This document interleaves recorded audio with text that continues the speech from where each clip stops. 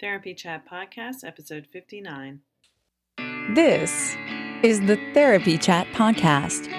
The information shared in this podcast is not a substitute for seeking help from a licensed mental health professional. And now, here's Laura Reagan, LCSW-C, with today's episode.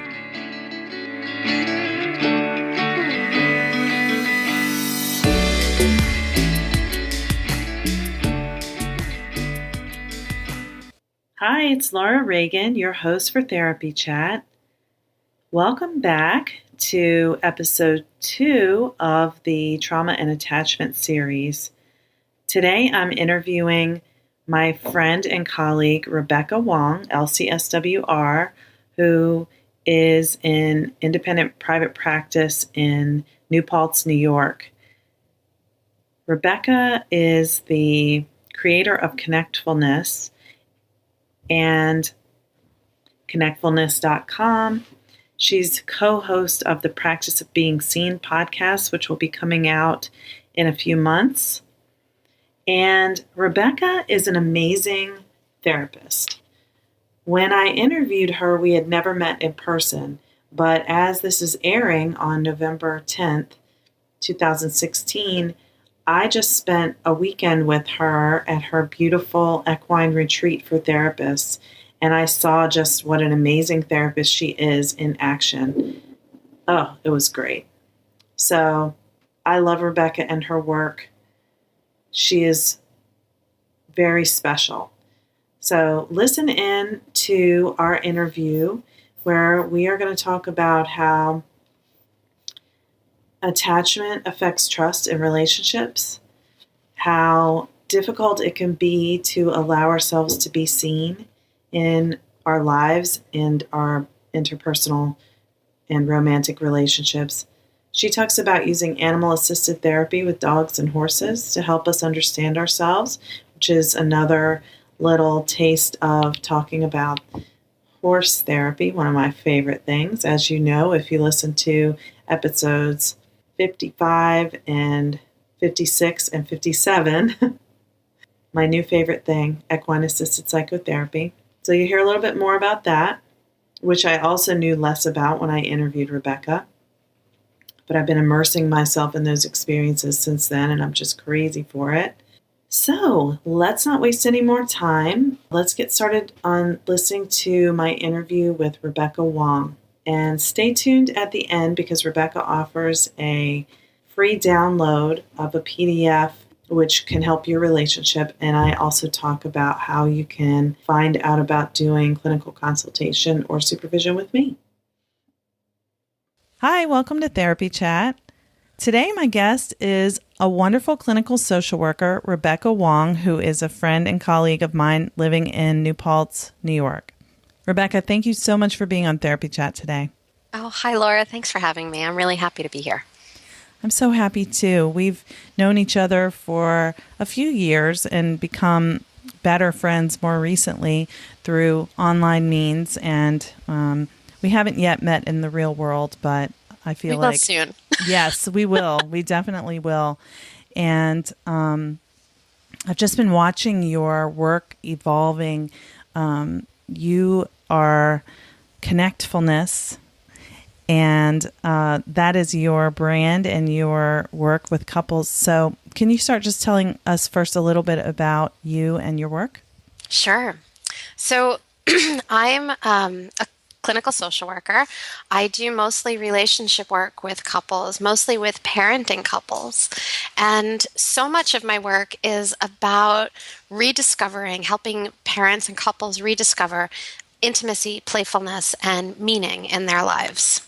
I'm a mother myself and married to my husband for now just about 10 years this fall. And life is an adventure when we let it be, or it can be really overwhelming when we're kind of not paying attention to looking for that adventure. And so that space of inspiration of finding the adventure, that's kind of where I live and what I try to help my couples find their way back to.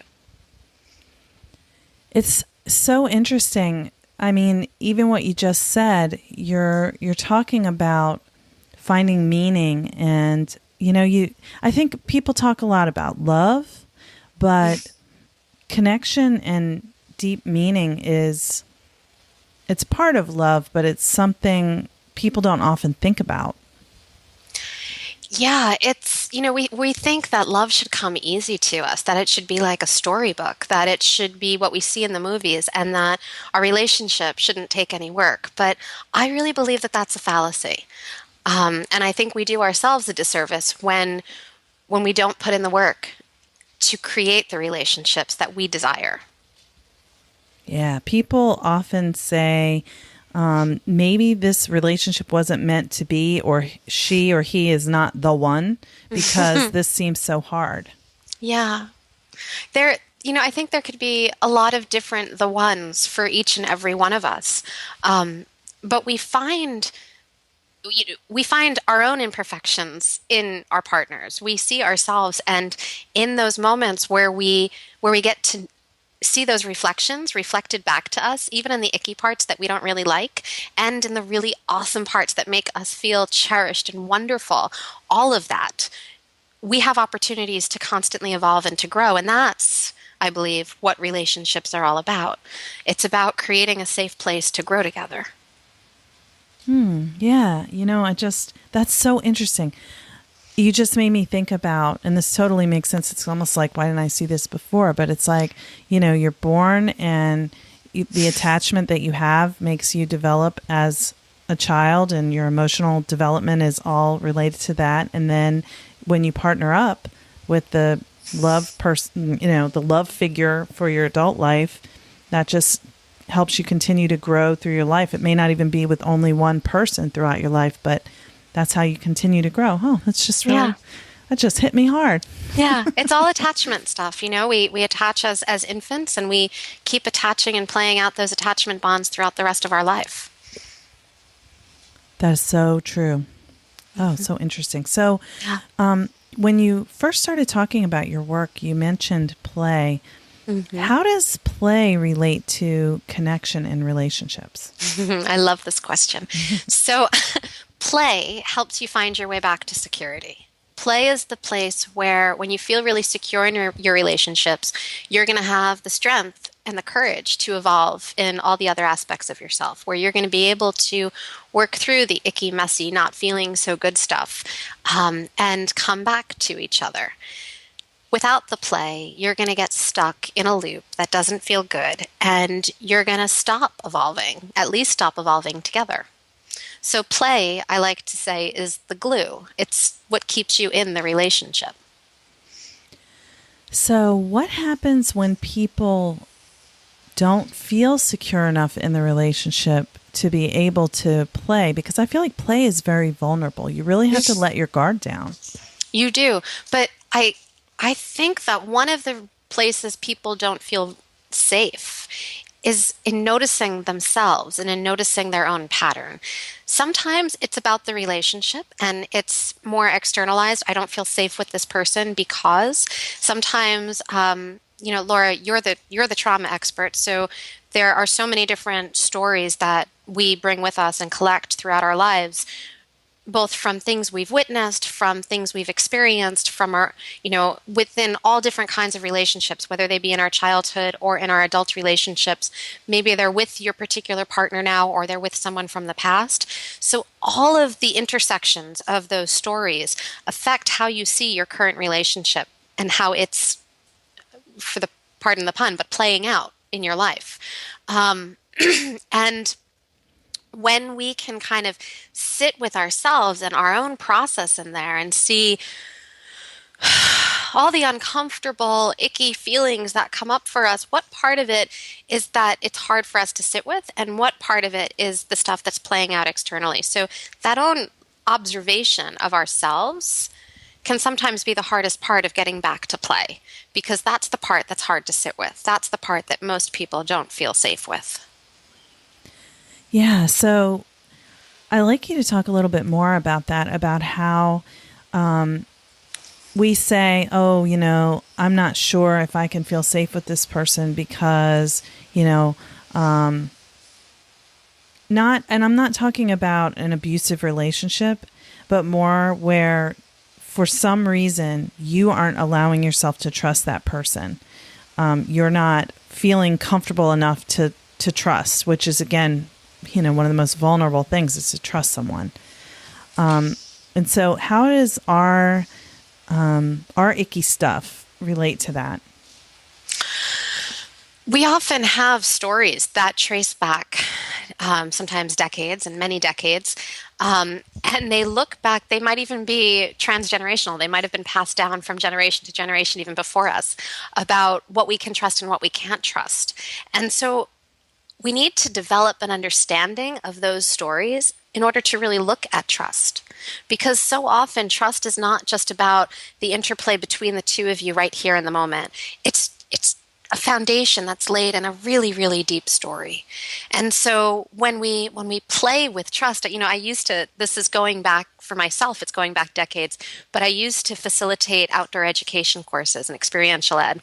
And one of the things I used to guide people through was trust falls. Mm-hmm. Right? And so that's where you're standing kind of really stiff like a board, and your partner is behind you, and they kind of tap you on the shoulders, and they're standing in a really solid stance with one foot in front of the other, grounded.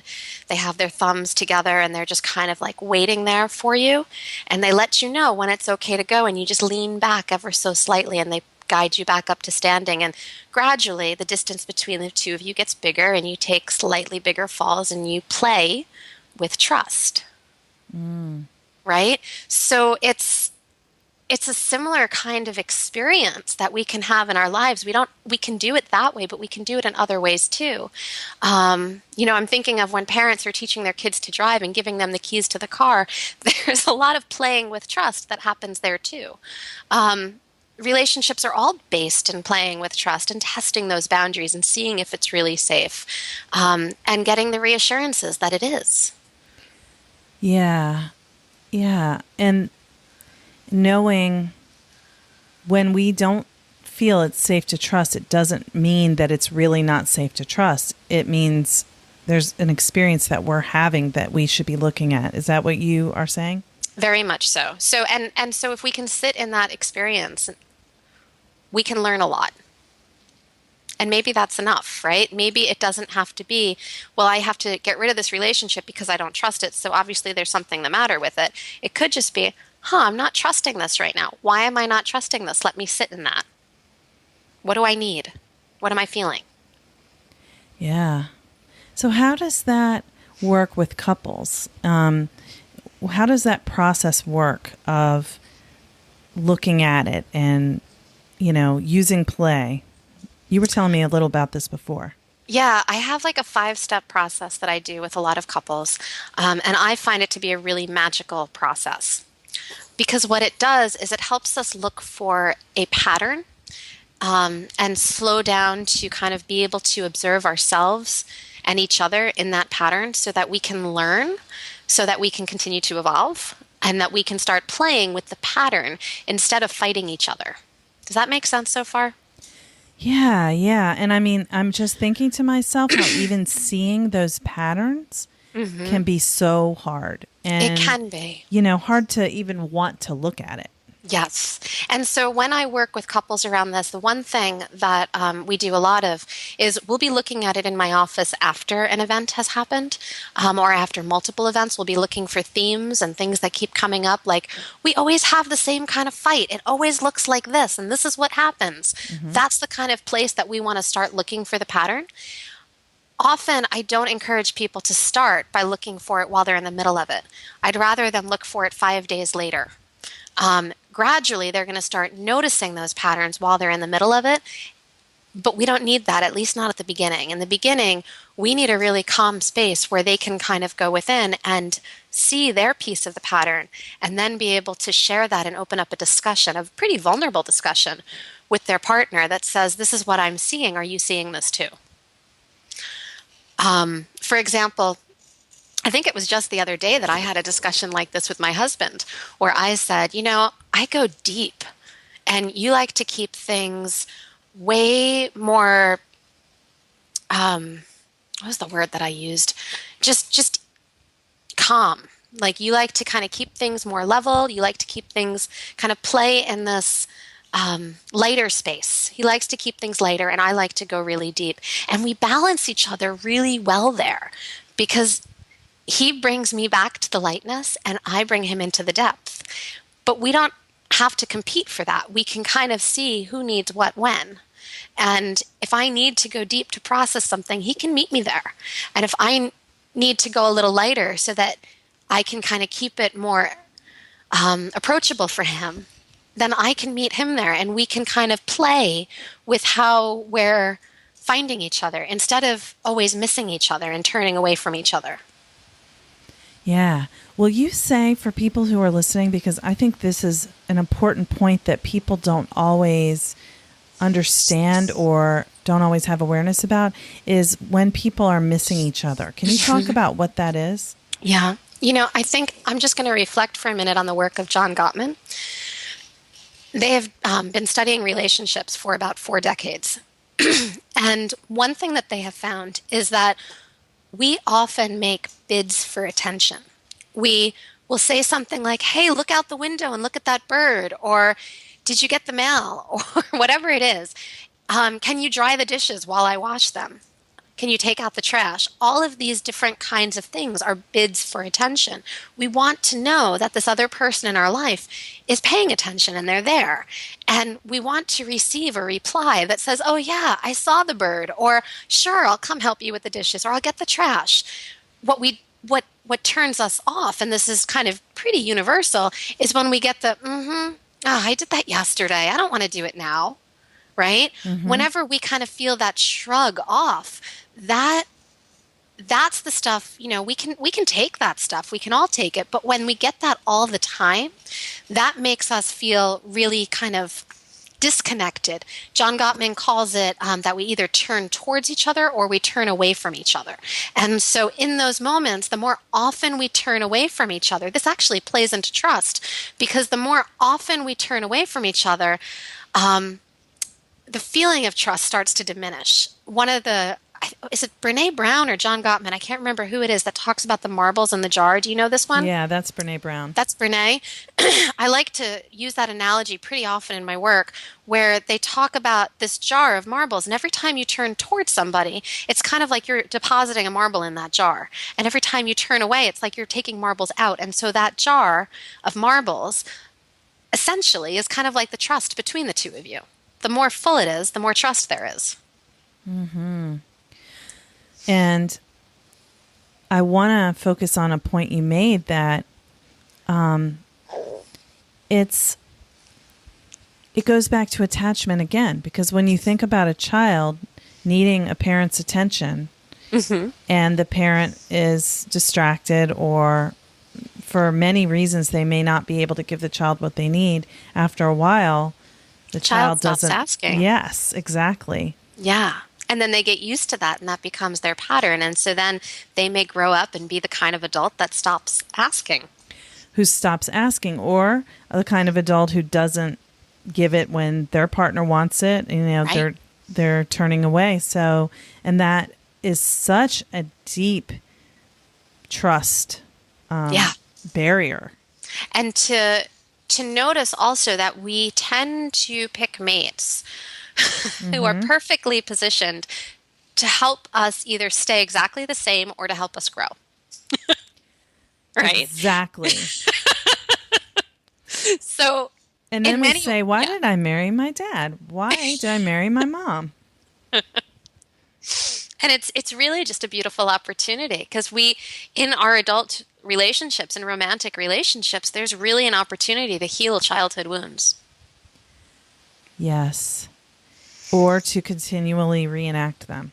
And to pass them down to future generations, or to shift them and make them different.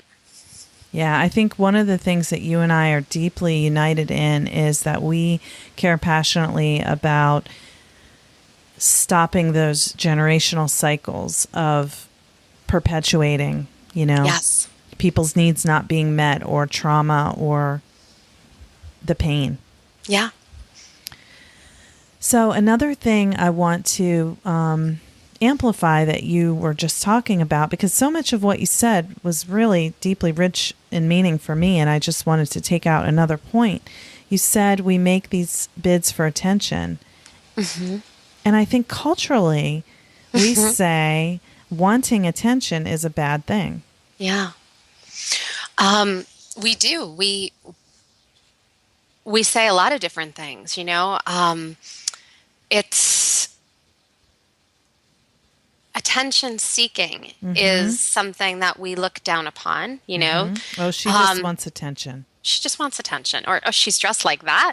She's going out of the house like that, right? Like, so there's a lot of that piece of it.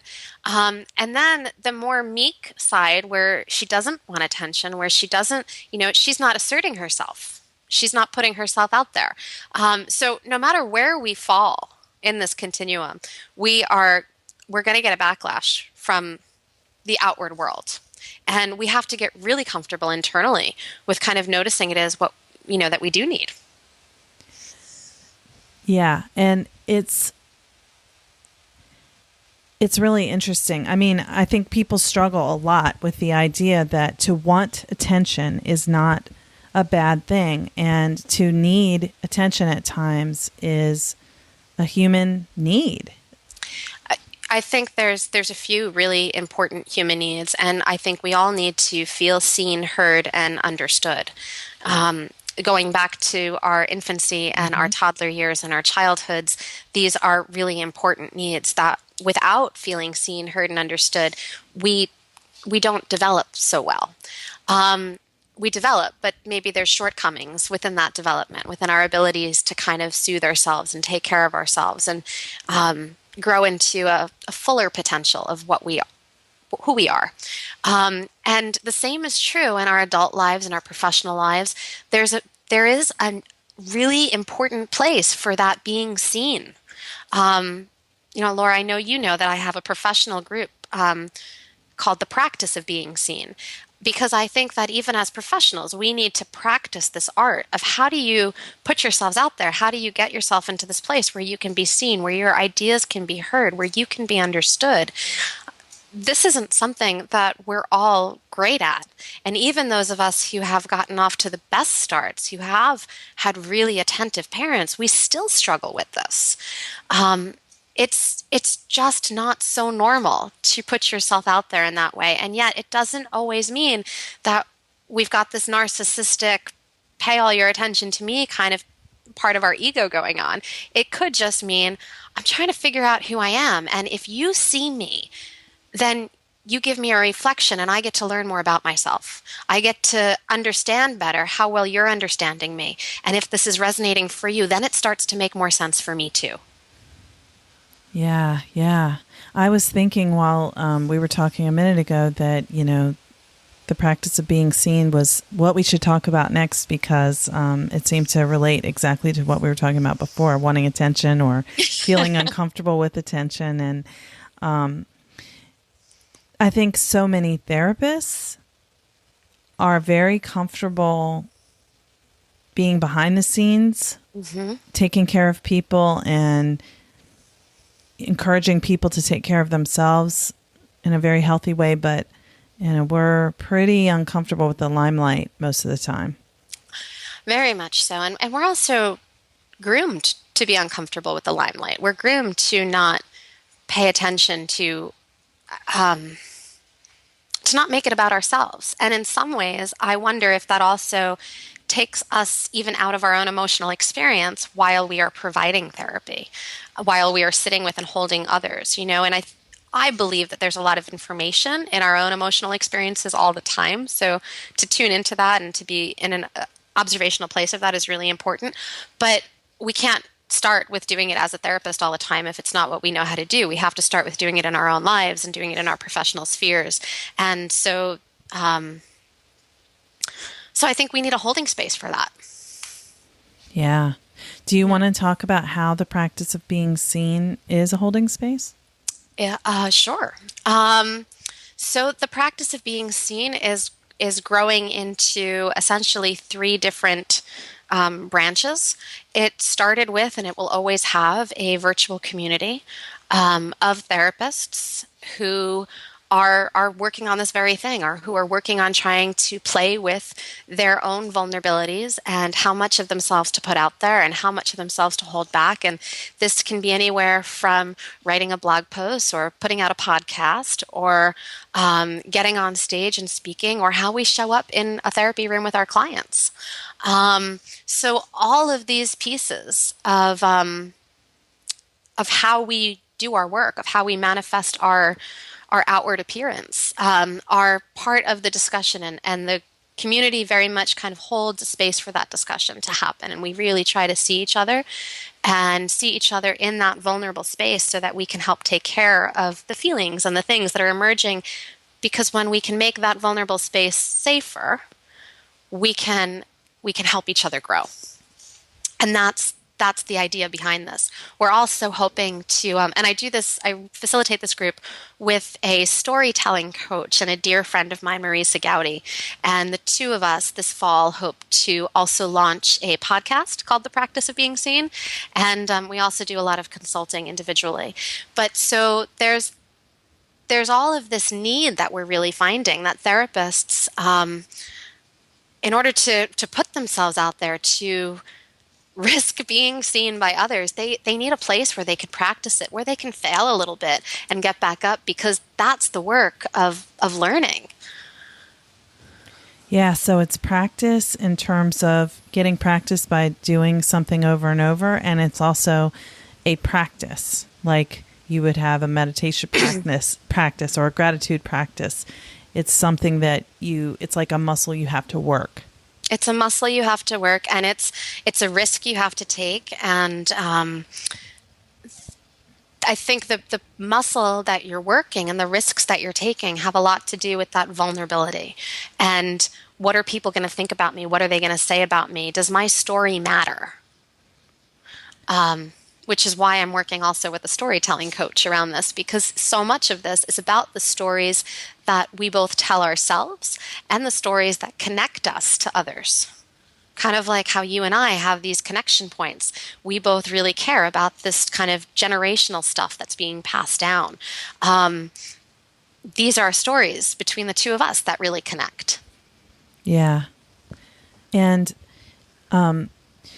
one of the things, when you were talking, it's so funny because when you were just saying that a minute ago and you said, right when you said vulnerability, I was thinking, I'm going to say this about vulnerability. But, as therapists, I think I say this a lot. I mean, it's really becoming clear to me that so many therapists are not comfortable in a space of vulnerability because we want to be the ones with the answers. Mm-hmm. We want to be the ones that people turn to solve problems and to help in a crisis and know what to do and how to help the person get to where they're trying to go. I think that that's the impulse that draws us into therapy oftentimes. And so often it has a lot to do with our own stories of our own childhood, the way we took care of people in our families. And this. Yep. Yeah. So if you could see me right now, you'd see that my face is kind of in a great big smile. I'm kind of giggling along with you. But yes, we therapists, we're wounded healers ourselves. We have our own journeys and our own humanity, and that joins us in the room. And yet, when we're sitting with our clients, that's not the part of us that gets expressed.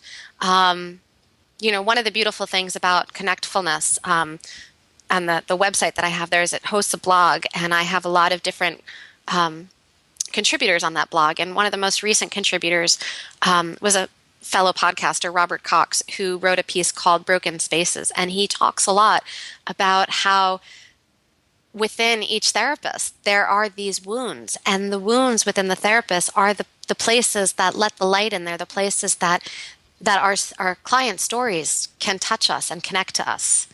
Yeah. And we have to be really aware of what those wounds are, because when we feel touched there, we have to know oh, that's what's resonating.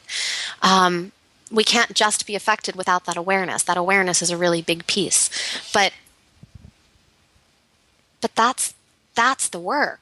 It's being able to be vulnerable enough that we can at least notice where our wounds are. Yeah, yeah. And we can use them.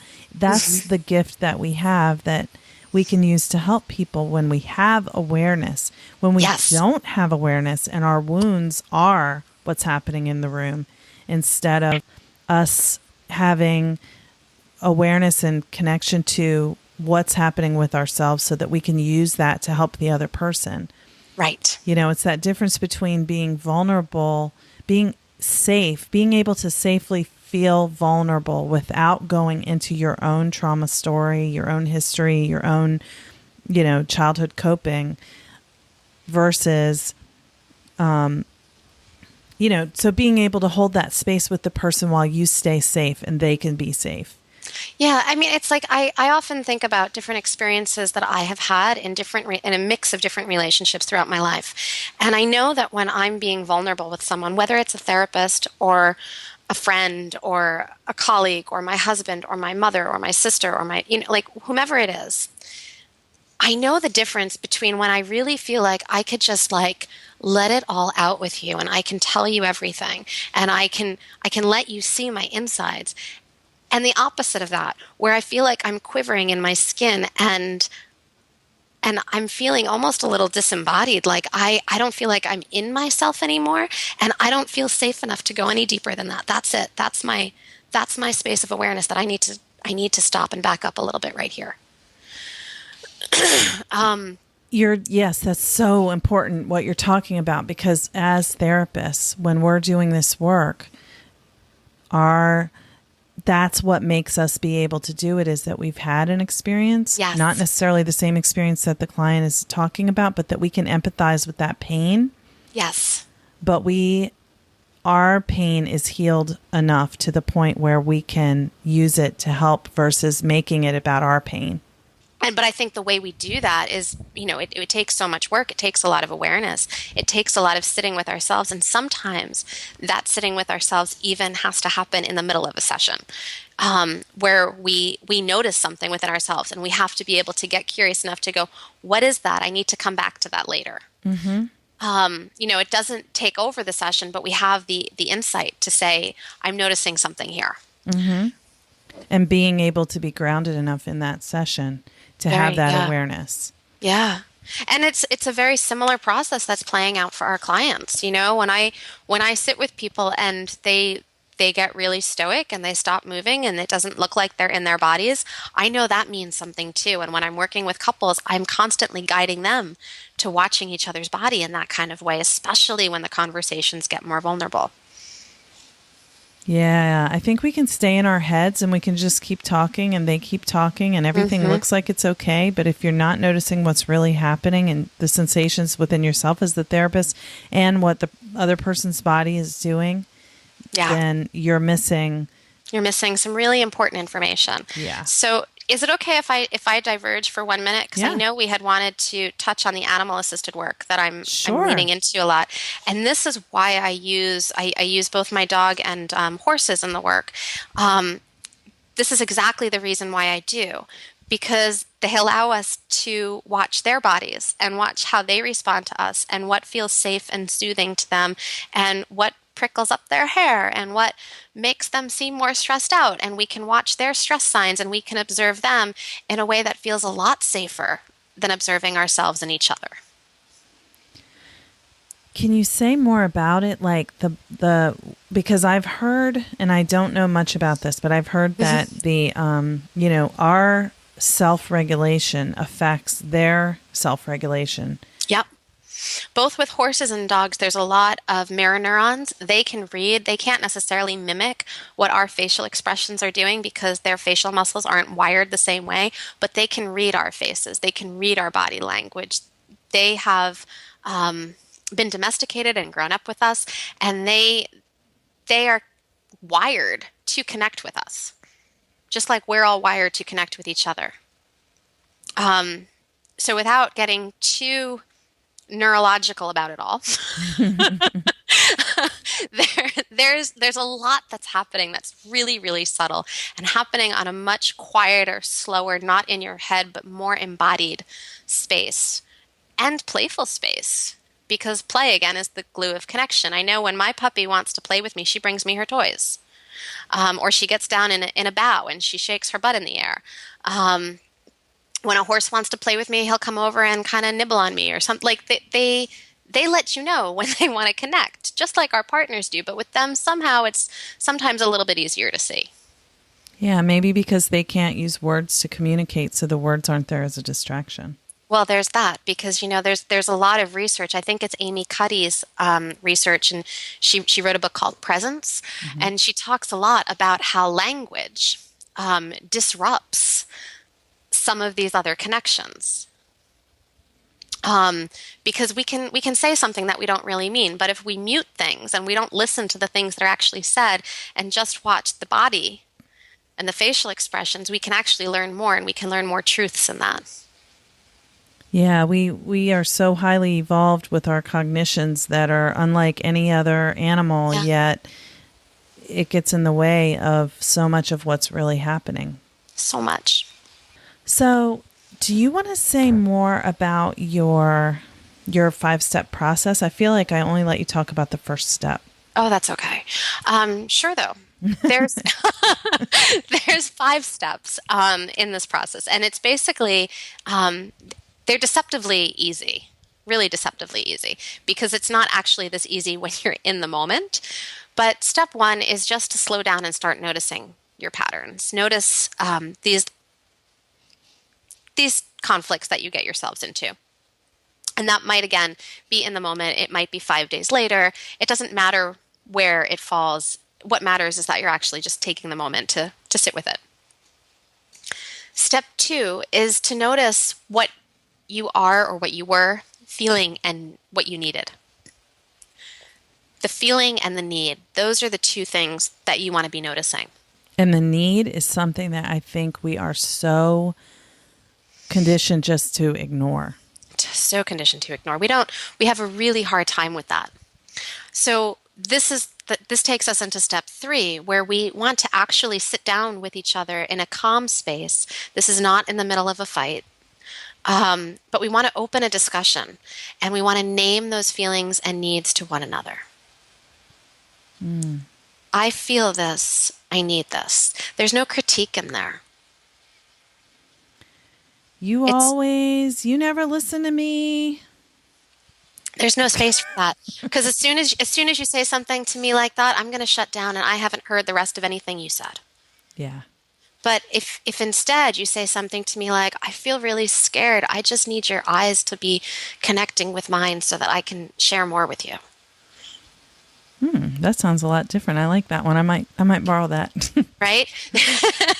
because I'm giving you a prescription. This is how I'm feeling, but this is what you can do to help me. Yeah, I like that. Right? So name the feelings and the needs in this calmer time. And you want to just kind of allow those feelings and needs to slowly start percolating. This is the 4th step, to just kind of allow them to start opening up your awareness, because this is that prescription. You have a really individualized prescription for your unique relationship. You're learning more through noticing this pattern, what the 2 of you can do differently to thrive together. And so step 5 is all about being kind to yourself and each other, because this is the vulnerable work of relationships, that it takes practice and patience, and it's going to be a challenge. You're going to fail at this quite a lot, but nobody's ever gotten good at something by doing it the right way the first time, right? You get good at things by trying and trying and trying.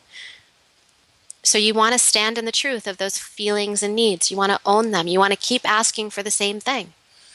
And you want to be able to be influenced by your partner's efforts to meet you there, but also their effort to do the same, to name their feelings and their needs.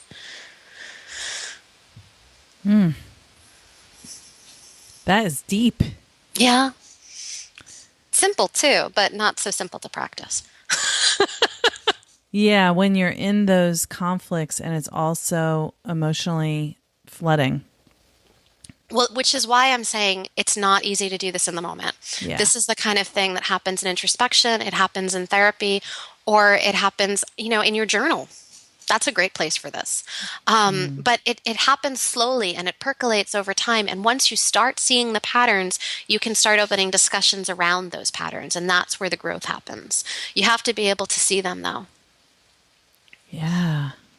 So is that something that if people don't know how to identify the patterns, is that something that they can learn through therapy? Very much so. I mean, that's a huge part of my work. We have my couples in here have tons of aha moments just looking at their patterns. And then I have the couples who want to dig deeper and learn more about themselves and each other. And I have other couples who get really scared off by that part of the process, and that's enough for them. Or they're just not ready for it just then. So there's a space in there where, we have to kind of figure out kind of what we each need. Is that pattern something that you feel willing to look at? Because not everybody's gonna, and that's okay.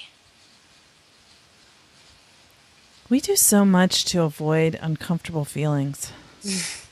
What was it that I saw? It was like a meme or something like that the other day that addiction, the opposite of addiction is connection. Mm-hmm. Right? So I'm thinking of this as you say, we do so much to avoid uncomfortable feelings, because I think that might just be what this is about, right? Like we lean into other things, whether it's more social media or drugs or alcohol or video games or Pokemon Go or whatever it is. Like we're doing those things because we're not fully present with something that's happening right in front of us. Yeah, something is uncomfortable, so we need to get away from it. Yeah. Wow. And we all do it in our own ways. I mean, whether it's gardening or eating or like we some ways are healthier than others, but we all have something that we do to pull us out of the things that feel uncomfortable. Yeah. Wow, this has been such a fascinating conversation. And, since I don't do couples work, I mean, to think about this a little differently from my individual work is really getting my neurons firing or whatever. It's been so much fun to talk to you about it. I could probably talk to you for days, Laura. I know. And I think if I were looking for a couples therapist, you're the one I would want, but we can't do that because we're friends. But we're friends. And maybe we'll talk more. I can't wait until your podcast comes out. I think you've talked about so many interesting things that I think our listeners are going to want to find out more about. So tell them where they can get this information as it evolves. Yeah, I think everything is kind of evolving under the umbrella of Connectfulness. So that's CONNECTFULNESS.com. There's portals there to every other piece of the work, to the podcast, to the group for mental health practitioners, for the relationship work I do with couples. It's all infused in that one place. Wonderful. Well, Rebecca Wong, thank you so much for being on Therapy Chat today. Oh, thanks for having me, Laura. It was really a pleasure. Thanks so much for listening to my interview with Rebecca Wong of Connectfulness.com and the Practice of Being Seen. As you heard me say in the beginning of this episode, I just love Rebecca. I can't get enough of what she's doing. And she let me know that she has a free download for you. If you liked her 5-step process that she talked about, you can get a PDF that lists it and describes it by going to connectfulness.com/therapychat. So that's www.connectfulness.com/therapychat. That link will be in the show notes as well if you didn't catch it. Thanks again for listening. Please remember to visit iTunes and leave a rating and review, and subscribe so you can receive all the latest episodes. That helps more people find Therapy Chat. Hey, this is Laura Reagan, LCSW-C, host of Therapy Chat.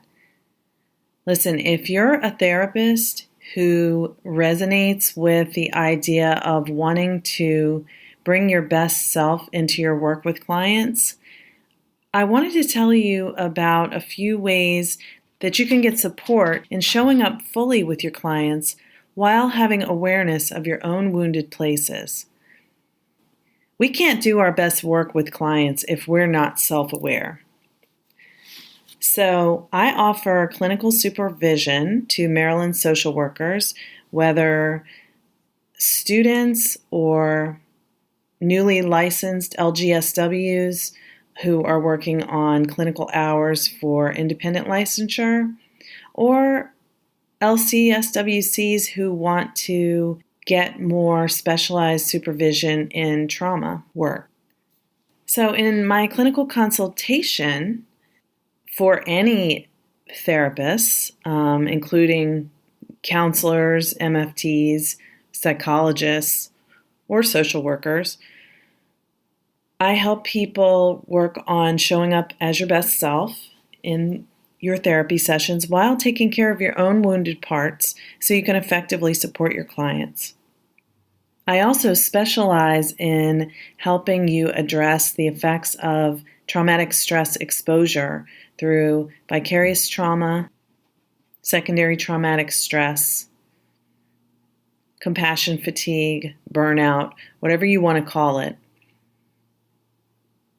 That is something that I've focused on quite a bit, and you can find more information on that by going to my website and clicking on For Professionals. We can do clinical consultation in person, or if you're outside of Maryland, we can do it online using a secure online platform.